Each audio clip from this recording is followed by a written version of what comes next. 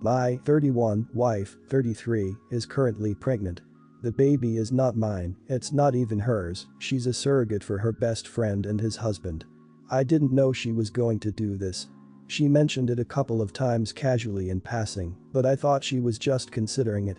I never gave it much thought because we've had many conversations during our relationship and marriage about not wanting children whatsoever, so I thought she was entertaining the idea out of politeness. Then one day she tells me the appointment is booked and it's happening. I literally get no say because it's her body, her rules. Even though I have to obviously now have to step up and look after my pregnant wife, deal with the challenges of a pregnancy which we'd agreed not to go through, take on the financial burden during her months of maternity leave, and support her physically during her recovery. I'd have no problem doing this if it was our child and we'd agreed to have it and I felt like my view was valued whatsoever, but I really had no say at all. Part of the deal was that the fathers would be very supportive of her and help out wherever possible. They mean well, but this means they're now round our house almost every other day, sometimes all evening until my wife is too tired, so it feels like there really is no respite from all things baby.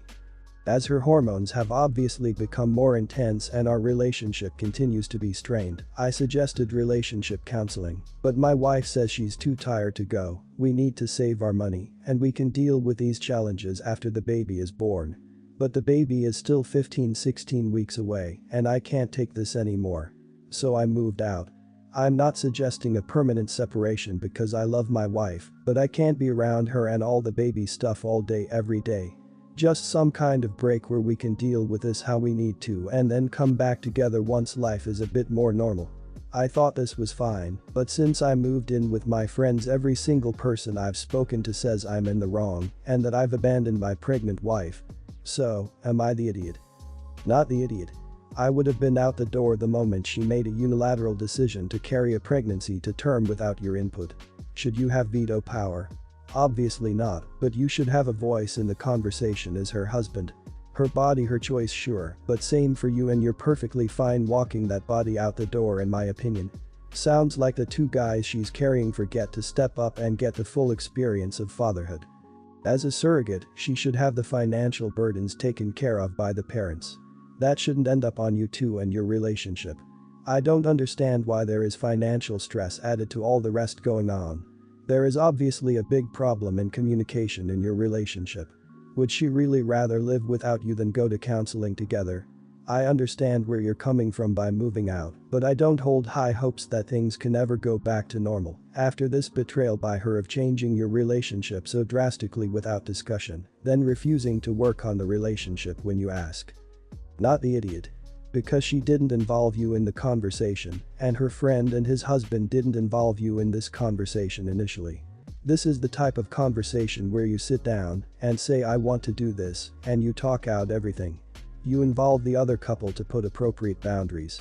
You are getting overwhelmed and your wife denied your please help request for therapy. This shouldn't have happened without your full buy-in to begin with, and the consequences is this. Go to therapy on your own and see if you really think you can come back from this level of lack of trust and to have this critical conversation regarding starting the surrogacy. I'm going to start my post by saying that I don't have kids and I have no experience with babies or motherhood or children.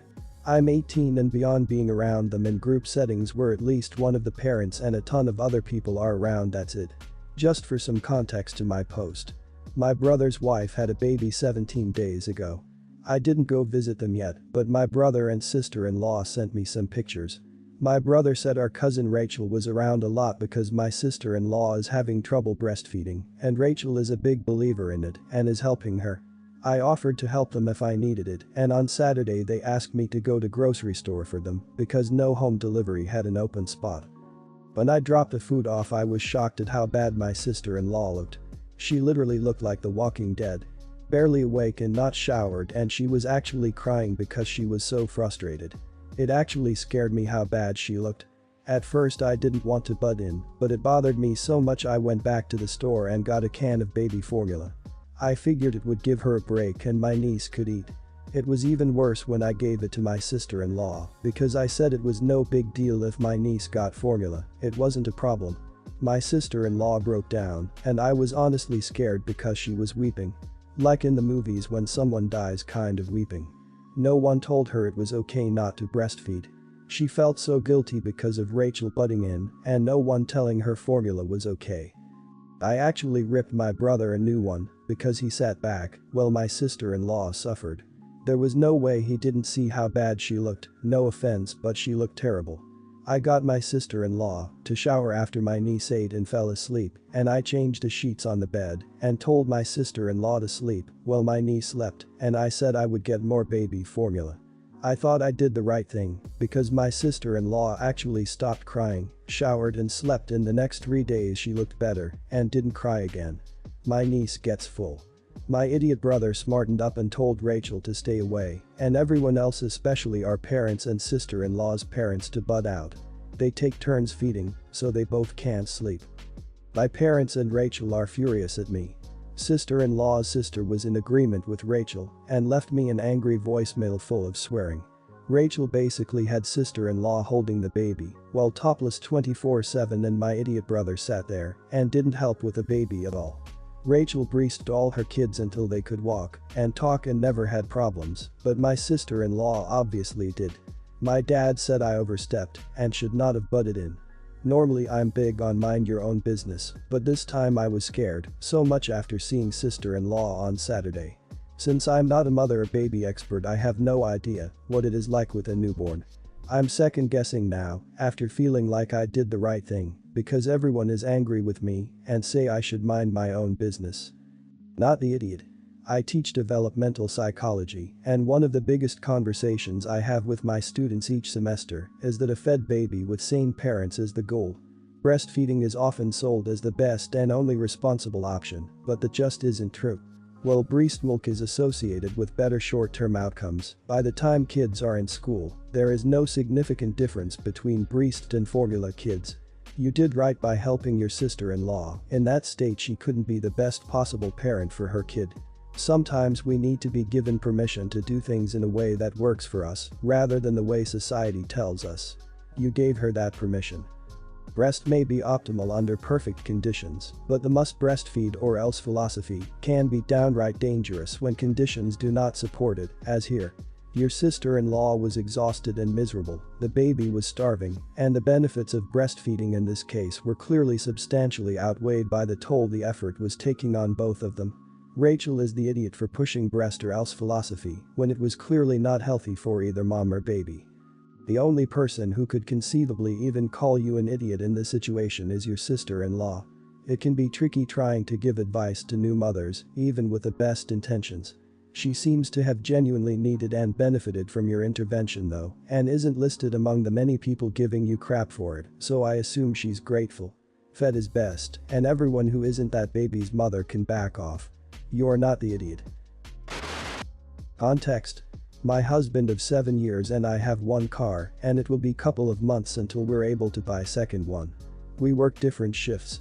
My job is 13 kilometers, 8 miles away from our home. When I commute I need to change 2 buses plus to walk some 1.52 kilometers each direction.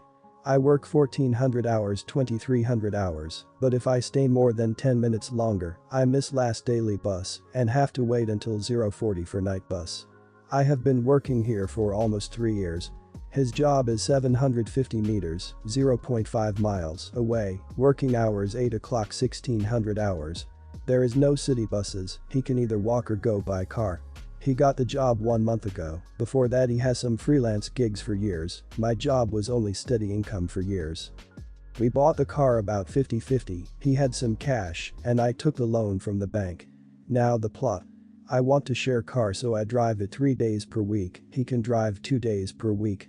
His idea is that he gets car every morning and I can either go with him and return car home and then go to work in the afternoon 2-3 days per week, other days I commute and he get to go home by car.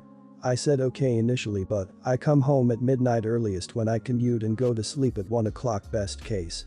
I tried going with him couple of times, but I feel very tired when I do this since I only get 6 hours of sleep best case. I asked him to walk to work today, he said it's not happening, I can either come with him and return the car or come by later to pick it up. I snapped, I told him he is being selfish, because how is it equal if my job is so far away and his is close? How come he doesn't think I should get it more often, since his job is really 15 minutes away by foot? He told me then I am unreasonable and to stop yelling. I did yell and I'm sorry because of it, but I still think me getting it 3 days and him 2 days is very fair, considering all the factors. Am I the idiot for not wanting to accept his idea of fair schedule? The bigger issue here is your husband is willing to let you travel long distances at night, so tired you may fall asleep and be even more vulnerable, because he doesn't want to be inconvenienced. I used to cycle 6 miles each way to work because I couldn't even afford public transport, let alone a second car. OP. You need to have a serious conversation with your husband. If he is this willing to put his own, from first glance, minor needs over your greater ones, there is a much bigger picture you need to consider than just this one argument. Not the idiot. Common 750 meters walk is how much? 3 minutes, 5 minutes tops. He should walk and you should drive. Or if the weather allows, he can buy an e-scooter for his daily commute. My husband has one to go to work, it's something about 6 kilometers, and with scooter he is there in less than 5 minutes. In our conditions, it is unfortunately solution from mid-spring to mid-autumn because of weather. The e-scooter is better solution than a bike because when you need to be in suit or have meetings you don't get sweaty. How in the actual hell is he incapable of walking a half mile to work? Does he literally not care at all about your safety and needs? What else does he not consider you for? What else does he take advantage of you with? He's almost 50 and should know better. Seriously. Massive red flag that he wants you to walk home in the dark after midnight because he's too selfish to walk a goddamn half mile. My sister, 32, has 5 kids. We lost her youngest child, my youngest niece, in a tragic house fire April 2021. The rest of her surviving kids were taken into child custody due to a plethora of reasons, but mainly because no one else was there to get them at the time. I, 23, live a state away with 1 child.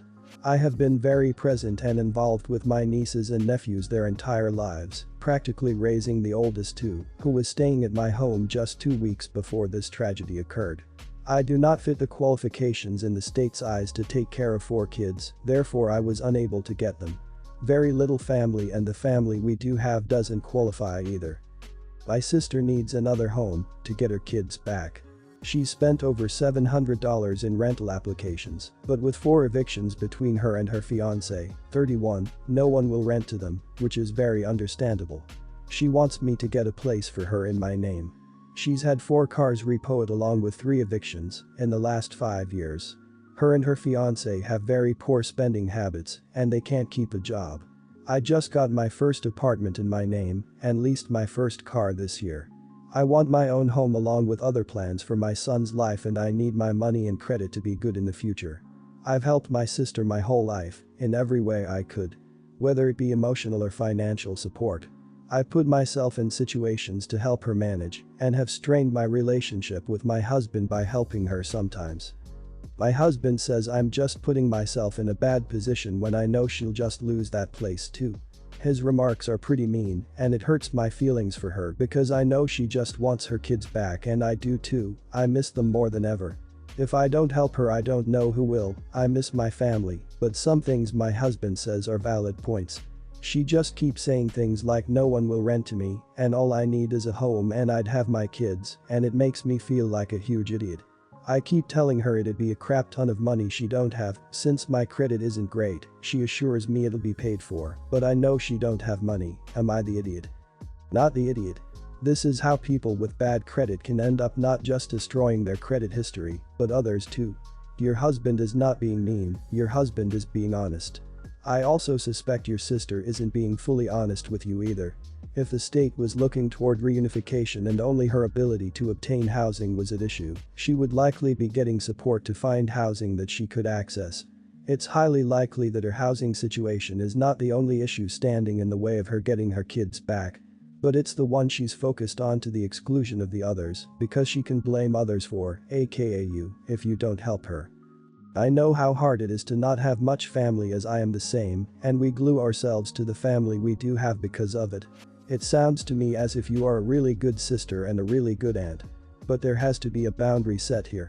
I have too much experience with people who are useless with money, and I know that you know as well as I do that she will ruin you financially and your credit record. she will only end up being evicted again, and it may not be enough to win her kids back, they will be taken away again when she is evicted again, and you will also have a bad history. You have to think of your own child ahead of your sister here, if he is to have any good life. So me, 27, and my fiancé, 30, are to get married in December in a nice hotel in Paris. This is to be a fairly big wedding, since both our families are traveling for it, and a lot of our friends and colleagues have a Paris residence or access to one. His family is from Germany and has some kind of aristocratic past that I believe could be the root of our disagreement. I'm sorry if that sounds disrespectful, but I'm not well acquainted with nobility and titles and the such. I'm originally from a republic.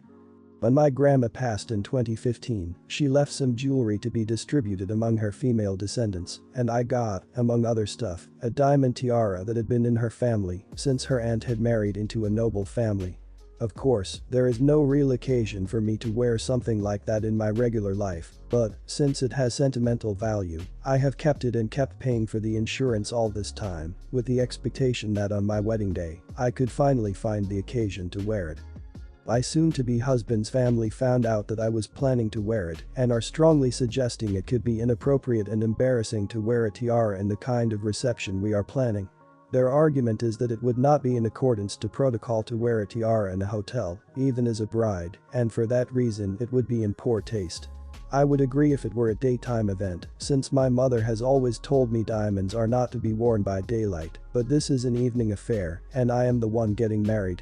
On the other hand, I understand that my wedding is not exclusively about me or even us as a couple, but about our families and guests in general.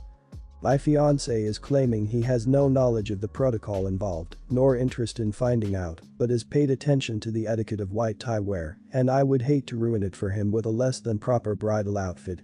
I understand this is a fairly minor problem to have, but since we are in agreement about most of everything else, it would be a shame to start our marriage by making my in-laws uncomfortable. So, am I the idiot, or are my fiancé's parents too old-fashioned? Not too long ago, etiquette for wearing tiaras was for married nobility and brides. Additionally, it was a well-known rule to old schoolers never to wear a tiara in a hotel, but that has fallen by the wayside. The only people that may be offended by this are those that continue to follow the old school etiquette. Not the idiot. This is your wedding, and it's my personal belief is you should be able to wear the tiara your grandmother passed down to you. Though, you may catch some slack or snide comments from guests who refuse to move into the future. It is your wedding, and even if it were something absolute horrible to do, since you are the bride, one of the two main persons, it shouldn't matter, and your fiancé should support you, since he knows how important this tiara is for you. His reaction is awful. What others thinks, going against the protocol and etiquette is more important to him than making you happy. Does this happen often? And are you sure that this can make you happy? You should be allowed to be yourself and do what you want, as long as you hurt nobody. But he seems to be ashamed if you do what is important to you, even if you do nothing wrong. Technically, you're not even supposed to wear a tiara unless it's been given to you, you don't wear someone else's. My aunt had a tiara, and another niece wanted to wear it for her wedding, so yeah, I heard a little about that protocol. That said, my aunt still loaned it to her because, ultimately, who really cares? I'd say wear it, but those royals can have a lot of rules that we, normal people, just don't care about. So my answer is not the idiot, but understand that to do so could cause a problem.